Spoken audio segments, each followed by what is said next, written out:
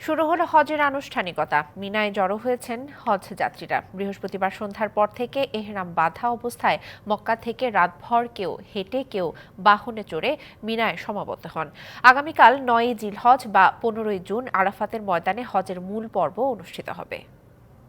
গতকাল এশারের নামাজের পর থেকে ধাপে ধাপে বাংলাদেশ সহ বিশ্বের প্রায় ১৮০টি দেশের হজ যাত্রীরা মিনার উদ্দেশ্যে রওনা দিয়েছেন।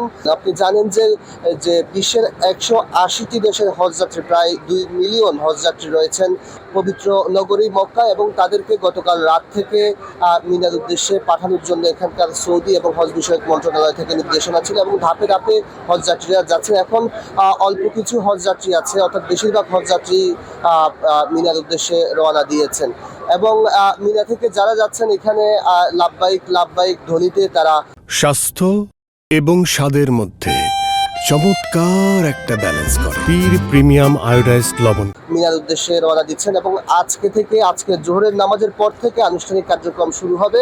৫ ওয়াক্ত নামাজ হজ যাত্রীরা মিনায় আদায় করবেন, এবং এরপরে আগামীকালকে পবিত্র হজ, এবং সেখানে মিনা থেকে আরাফাতের ময়দানের উদ্দেশ্যে রওনা করবেন।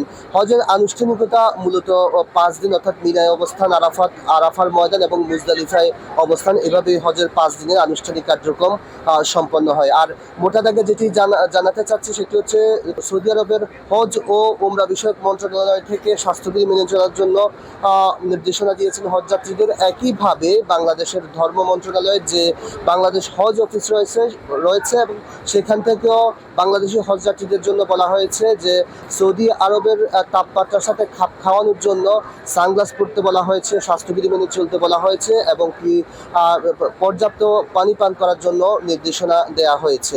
তো সৌদি আরবের মক্কা থেকে এ ছিল আমার কাছে সবশেষ তথ্য।